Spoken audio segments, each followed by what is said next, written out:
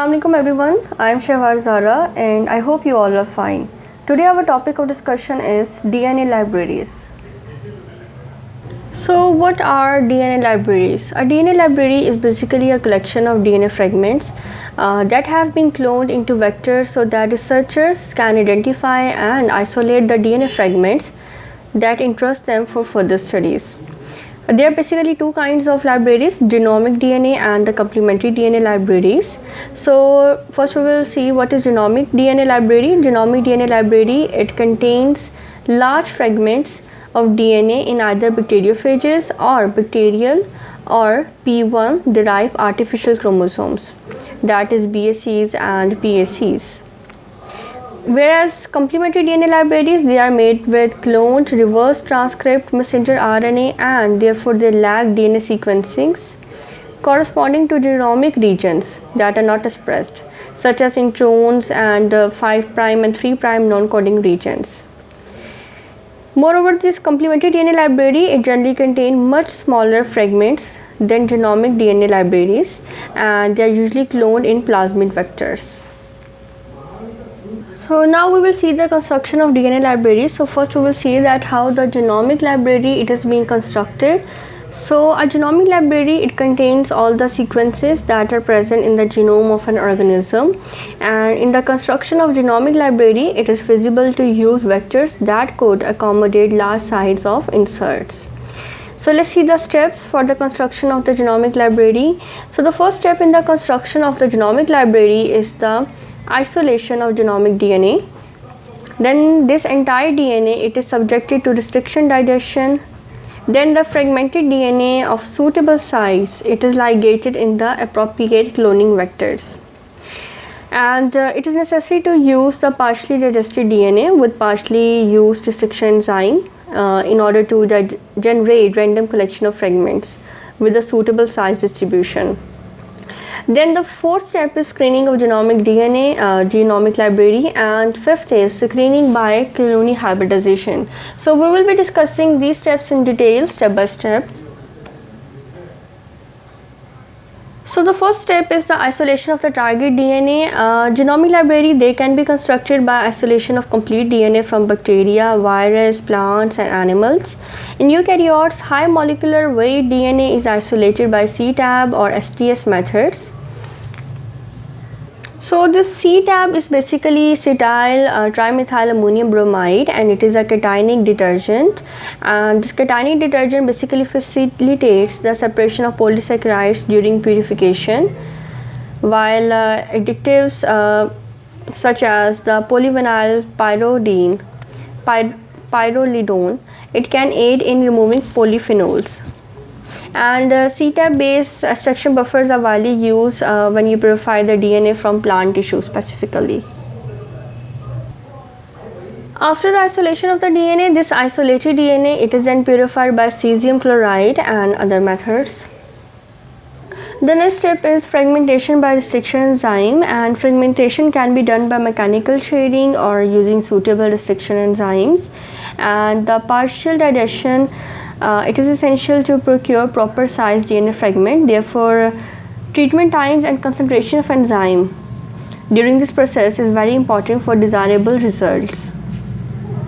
This digestion is basically most commonly done by restriction endonuclease, and this restriction endonuclease digestion, what it produces, that it produces a 6 cutter.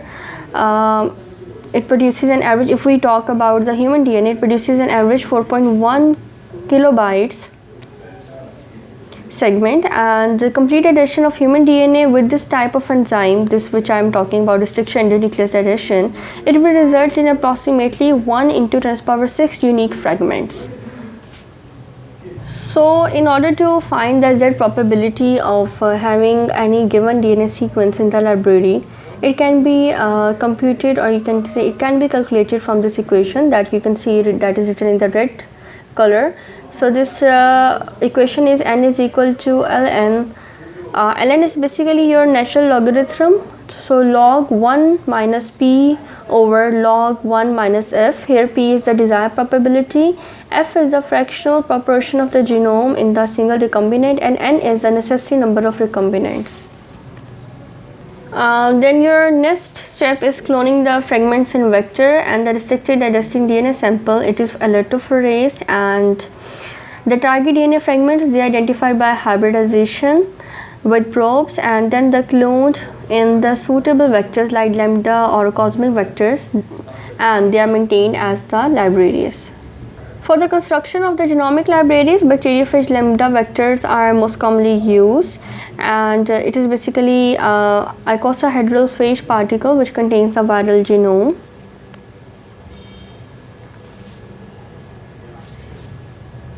For example, if we take the example of plating E. coli colonies, so the when we plate the E. coli colonies on a 3-inch Petri plate, the maximum particle density to allow isolation of individual colonies is about 100 to 200 colonies per plate, and for this purpose, this bacteriophage lambda is more suitable because the large DNA fragments they are not well tolerated in typical E. coli cloning vectors such as PBR322. So it is better to use this lambda vectors. So now let's see that what is this bacteriophage lambda vector. So this bacteriophage lambda vector is the E. coli phage and it is an icosahedral phage particle which contains the viral genome, and during the replication the phage DNA is produced in a concatenametric form which is cleaved by appropriate endonucleases to allow packaging of single genome within the phage capsid. It is also found that the internal regions of the phage genome which were not essential to phage replication, they could be removed and replaced with DNA of interest. This hybrid DNA could be efficiently packaged and form an infective phage. So this is basically the bacteriophage lambda vector. So what are the advantages of using this lambda vector? So the first advantage is that the phage genome is able to package efficiently with DNA inserts as large as 20 kb. So as compared to the PBR322 vector which we have discussed in the previous slide. Moreover, the second advantage is that the packaged phage are highly infectious and infect E. coli at much higher efficiency than plasmid transformation method. That's why this lambda phage is mostly preferred for this purpose. Then your next step is screening of a genomic library. Genomic library can be screened for clones by hybridization with probe, Western blotting to detect protein product, and also screening of protein activity. So here I have taken the name of Western blotting. Western blotting is basically a widely used analytical technique in molecular biology, and it is used to detect specific proteins in a sample of tissue, homogenate or extract. And in brief, the sample basically undergoes the protein denaturation followed by gel electrophoresis, and this is how the protein is being detected in the sample. So the first screening you have is basically the screening by clonal hybridization, and principally this screening technique it involves hybridization between labeled DNA probe and target DNA sequence. Therefore, the target gene sequence it can be accurately identified.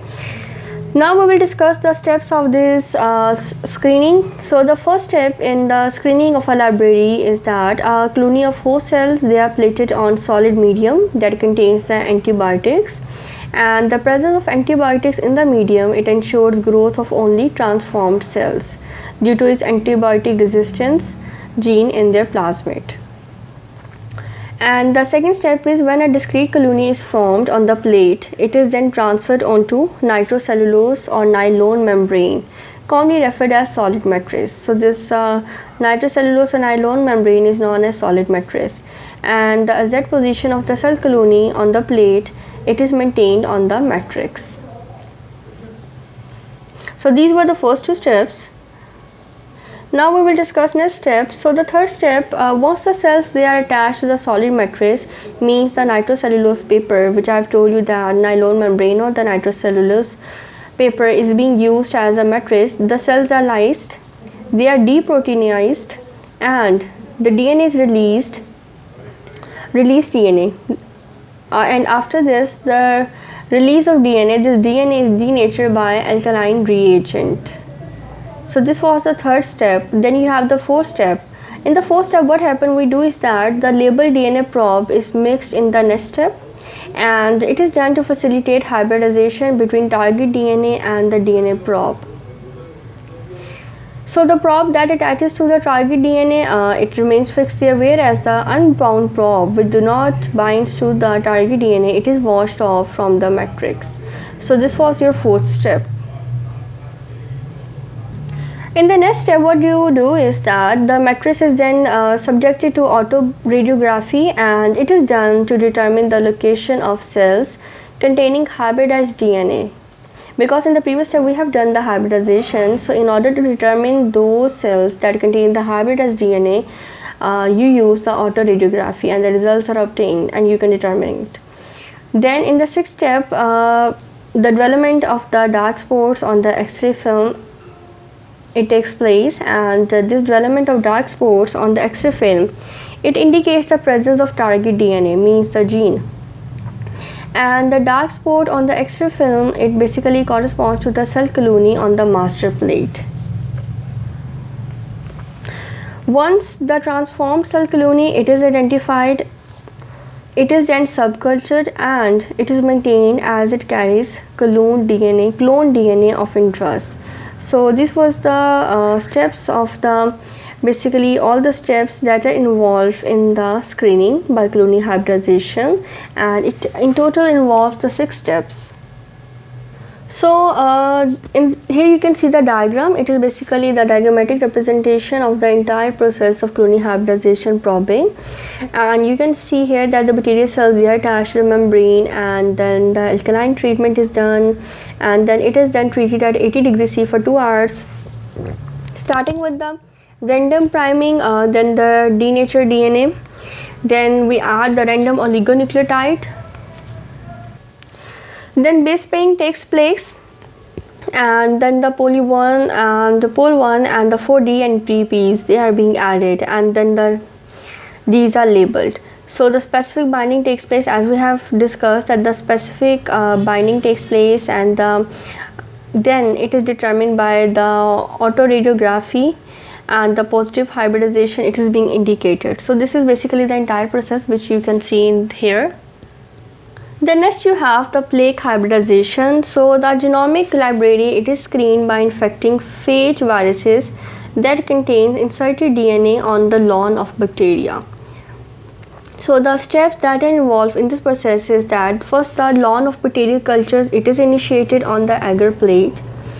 Second, what we do is that several thousands of phage particles that contains inserted DNA, they are spread on the lawn of bacteria. Third, this phage infects bacteria and the plaques are obtained.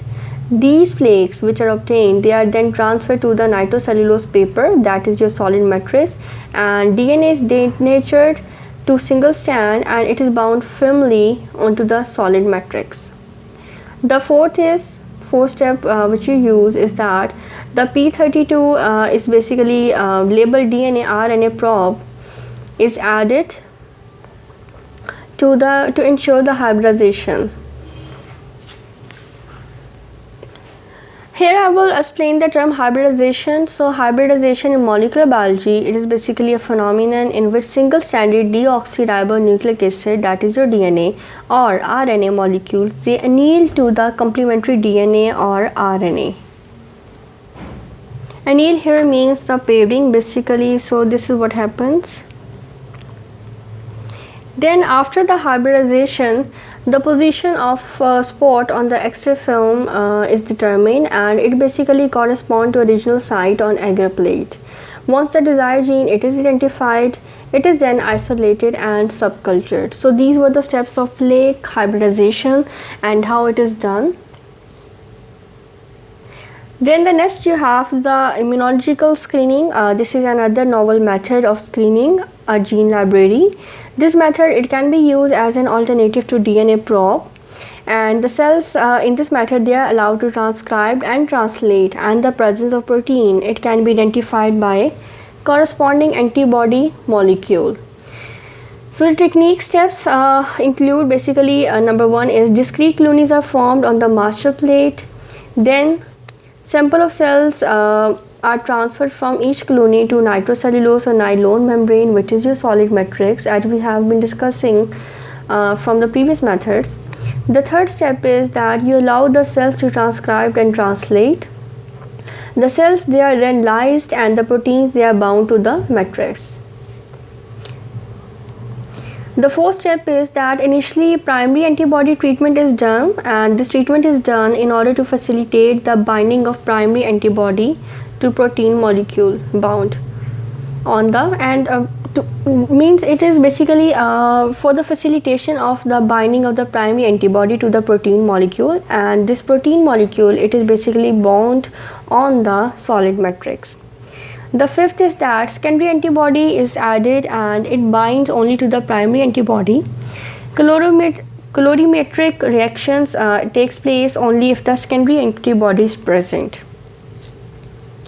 So what it happened is that the enzymes that are bound to the secondary antibody, they basically develops colored compounds when treated with respective substrate.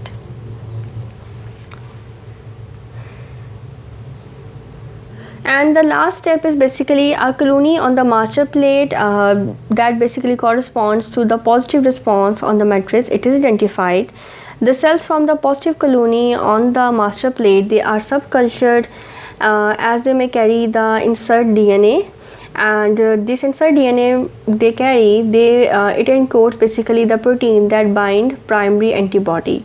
So here you can see the diagram, and it is basically the entire process is shown in this diagram for this immunological screening. And so what happened is that first, as we have discussed, if I summarize it here, is that discrete colonies are formed in the master plate, and you can see the master plate and colonies formed in it. Then the sample is transferred to the nitrocellulose paper. After that, the primary antibody treatment is done. Then the secondary antibody is added and it binds to the primary antibody. And lastly, the last was that the positive colony is being formed. So this is the summary of the immunological screening. The next step is next method is basically chemiluminescence, and chemiluminescence is a process that emits light due to chemical reactions, and the chemiluminescent reactions, they are catalyzed by enzymes such as horseradish peroxidase HRP and alkaline phosphatase AP. In this reaction, enzyme substrates, they are converted to products that releases photons of defined wavelength. For example, if we take the example of dioxytannins, it reacts with the peroxidase in the light of HRP, and HRP, I have told you that it is your horseradish peroxidase enzyme. A blue light, it is a flash of blue light, it is emitted of about, and this blue light is actually of 435 nanometer. So this is how the chemiluminescence takes place. Direct detection methods are used, and these direct detection methods, they use direct covalent attachment of the signaling enzyme to the nucleic acid probe like synthetic oligonucleotides. So this was the chemiluminescence. Here you can see the flowchart of genomic library, and here a genomic library, construction of genomic library comes to an end. So first, if we summarize it, so first the DNA from a source DNA is taken, and then the partial addition of source DNA is done by the restriction endonuclease. Then the cloning of fragments in the vectors is done, and this one is your lambda vector and that is your cosmate vector. Lambda, I have told you that it is more preferable, and cosmate, in the lambda vector in vitro packaging is done, whereas in cosmic in vitro packaging is done. Recombinant phage, lambda phages are formed, and in fact the E. coli screening is done and isolation of specific gene is done, whereas here in vitro packaging, in the cosmic vector in vitro packaging is done, and E. coli cells, they are infected, screening is done, and the isolation of target gene is done. So this was the entire process of the construction of the genomic library. Now we will discuss that how complementary DNA libraries, cDNA libraries, they are being formed. Now let's discuss the complementary DNA libraries. So this complementary DNA libraries, it represents only transcribed genes, that is DNA copies of the RNA sequence, and this RNA sequence is your messenger RNA, and what we do is that we clone them. Library of these types, they are highly feasible as they represent not only an express sequence of the gene, but they also these sequences produce after post-transcription modifications, such as you know very well that we have discussed the post-transcription modification, that was your removal of introns and the capping and 5' end capping and the poly A tail addition. So this is, besides this, complementary DNA molecules to be cloned, they are only few kilobase long and they are conveniently inserted in plasmid cloning vector. However, viral lambda phage vector is preferred due to subsequent screening process in this complementary DNA library constructions. So the first method is the preparation of complementary DNA library by RNase H method, and this approach basically involves the synthesis of complementary DNA strand by reverse transcription to make an RNA, that is the DNA duplex. The complementary DNA synthesis, it requires separation of polyadenylated RNA, which is your messenger RNA, means that contains the poly A tail, from other RNA. This can be accomplished by fractionation of RNA on oligo-DT cellulose, in which short deoxy T residues has been covalently attached via hydroxyl groups of the cellulose. After that, messenger RNA, it is separated from the rest of the RNA. So how this messenger RNA, it is separated from the rest of the RNA? This process basically it is accomplished by passing a solution containing RNA through a column of oligo-DT cellulose, and the poly A tail of the RNA forms hydrogen bond with oligo-DT and poly A RNA, that is messenger RNA, and it retains in the column. After washing all other brand RNA from the column, the poly A RNA, it is eluted with low salt buffer, and the purified messenger RNA, it is mixed with reaction mixture that contains reverse transcriptation and 4-deoxyribonucleotides. So the first step in the synthesis of the complementary DNA, it is the annealing. It is basically the annealing of the chemically synthesized oligo-DT primer to the 3' poly A tail of the RNA. Then the addition of 10 to 15 residues long primer initiates the synthesis of first DNA strand, and this is done with reverse transcriptase and DNTPs. As a result, RNA DNA duplex is formed, and in the next step, RNA strand, it is replaced by the DNA strand. And this process, it can be initiated by adding a low concentration of RNase H together with DNA polymerase and DNTPs. Treatment of RNA DNA duplex with RNase H, it basically results in the nicking of RNA, and it produces free of 3 hydroxyl groups, and this acts as a primer at the 3' end to initiate DNA synthesis, and as DNA chains, they are synthesized. Any molecule that are base pair to the DNA template further down, they are degraded and leave DNA duplex strand. So this was how your complementary DNA library, it is prepared by the RNase H method. For now, here it is basically a diagrammatic representation of how this entire process takes place. So here in the diagram, you can see first the separation of poly A tail RNA is done. After that, annealing of oligo-DT primer takes place. Then the reverse transcriptase, which we have discussed. Then the RNase H treatment is done, and the double-stranded complementary DNA is formed. So this is how the complementary DNA is prepared by this method. Your next is complementary DNA synthesis by priming approach. In the second approach, once DNA RNA duplex is cured, it is then subjected to treatment with the dilute sodium hydroxide for alkaline hydrolysis of RNA, leaving single strand DNA. So as a result of the treatment of this duplex with the sodium hydroxide, single DNA strand is left behind. Since oligo-DT cannot facilitate second strand synthesis, self-priming takes place by chance occurrence of complementary sequence. between region near 3' end and the region to the 5' end, and as a result hairpin loop structure is formed.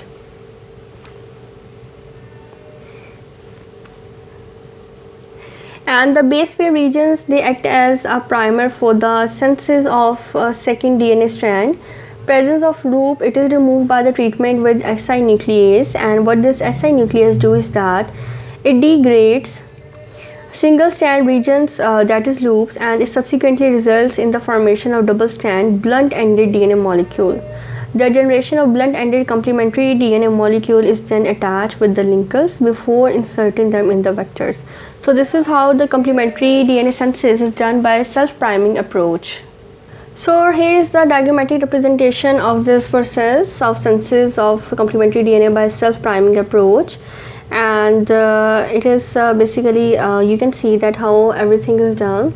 Oligo-DT primer added, and then the addition of reverse transcriptase and DNase, then self-priming takes place, then your DNA it is added, and the Si nuclease treatment is done. So this is how the complementary DNA library it is being constructed through this process of self-priming. So this was all for today, and we have in today's lecture, if I summarize that, we have discussed that basically how the genomic and the complementary DNA libraries are being constructed by various methods. And if you want to study this all which we have discussed in today's lecture in the written form, then you can visit these two sites, and I hope that you have understand what we have discussed till so far, and thank you for watching.